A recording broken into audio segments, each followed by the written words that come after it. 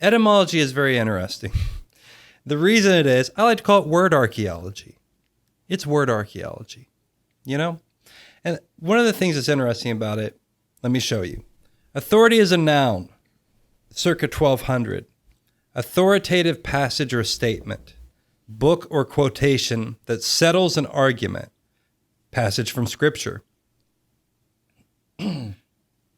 Like so many words, this comes from the Old French. The key to this is from around 1300, the general sense of legal validity. Also, the authoritative book, authoritative doctrine, opposed to reason or experience. An author whose statements are regarded as correct. It's interesting, the word author derives from this word authority. Now, it's not until you get in the 1610s, you get the meaning of a person in authority. And then the authorities doesn't come up until the mid-19th century, meaning those in charge, those with police powers. So do you see how this word starts out having a meaning that has to do with text in a way around the 1200? And then the meaning moves into this idea of taking on legal validity. And then over more centuries, it starts to become simply that person who is in charge with police powers.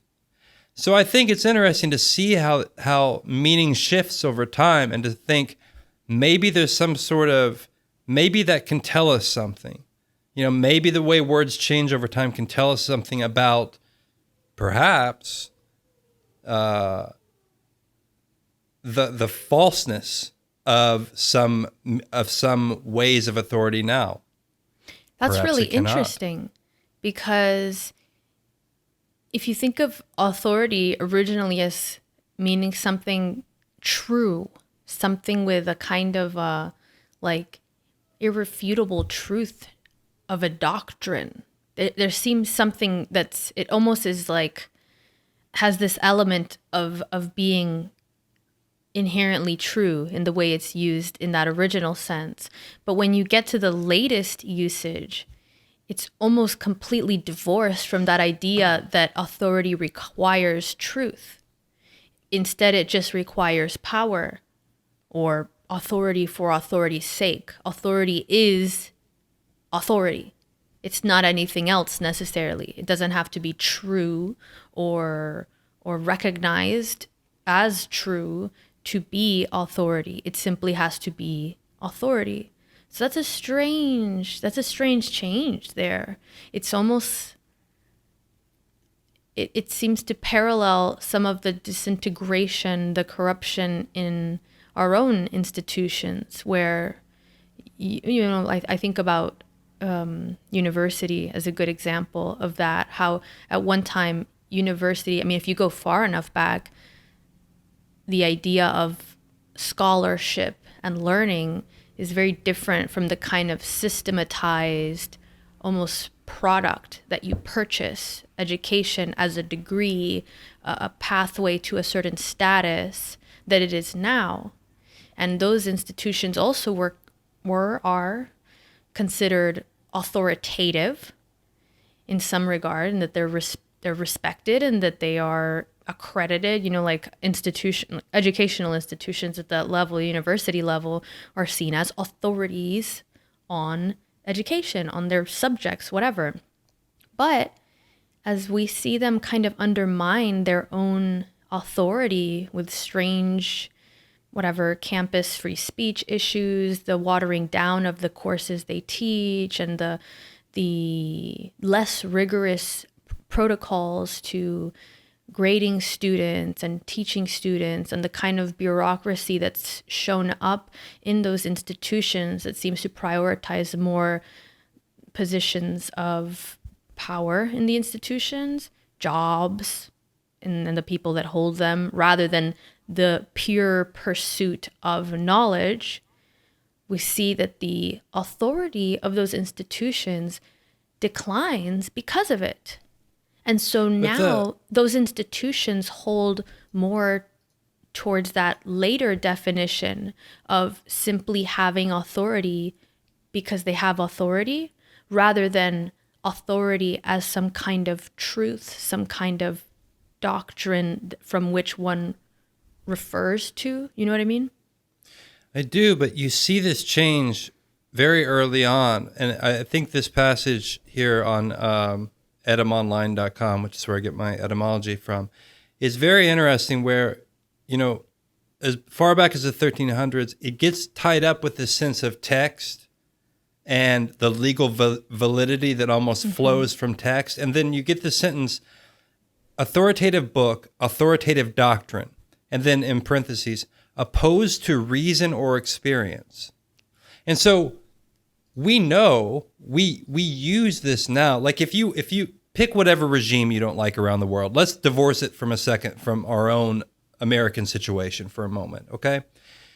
Viewers out there can pick whatever regime throughout time they feel is illegitimate, You would still, whether it was Nazi Germany or communist Soviet Union or pick it doesn't matter to me. Whichever one, all of them, whatever. You would still use the word authority to designate the people in charge. Because as you said, it simply starts to become, and words shift, and that's fine. It's not in and of itself interesting to me that there's shift in words meaning and that we use them differently. It's more interesting to me to see, well, why would the word have shifted? And why do we start to think of it that way? And what are the bones of the language that we use that we don't consciously sense, but that are tied up? Like author, that word before this, I wouldn't have immediately consciously thought of the word an author as being related to authority. But then you start to see, oh, okay, right, because especially back in the Middle Ages, authority often would be tied up with the ability to read and write. Because if you can write, remember, Charlemagne, I think it was, he was the emperor, and I don't think he was literate, if I recall correctly. So think about how much power is wrapped up around the people around him who can read and write and then present a document. Think about that. That it doesn't, it's just something to consider. That's all the word of the podcast is. It's just something, it's a springboard for considering, considering how much language can tell us about the world we live in. I'm defending the word of the podcast. I'm trying to really defend the word of the podcast. I agree with it. I think the word of the podcast is doing a great job this episode. I do think that understanding the way words change and how that can indicate cultural change and how the way we use a word in our contemporary sense, how that differs from its original meaning can indicate some kind of underlying shift that we might not even be aware of. The thing that's interesting to me about the change of authority from this kind of text, and this idea that it's outside experience and reason, that's what you said, right? Can you repeat that part? It says, it contrasts this idea of legal validity or an authoritative book or authoritative doctrine. It seems to contrast with opposed to reason or experience. And this makes sense, right? Like, imagine you're a peasant in the fields somewhere in the year 800, and, there's your lived experience with the world around you, and then there is a decree or a law passed by someone you never even really have much interface with.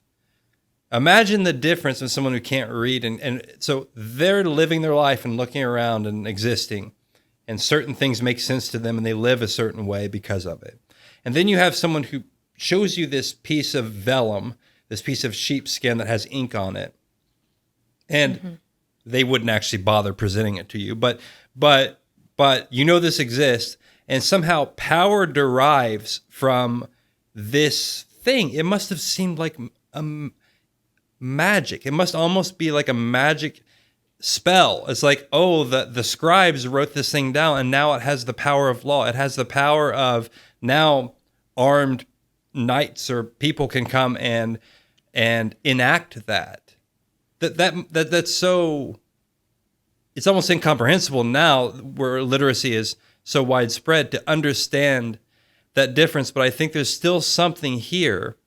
There's still something here currently with the disconnect between the way people live their lives and think of reality. And sometimes they're wrong about things, but the disconnect still occurs between that and edicts that are written down upon high, and then the commandment to obey those things.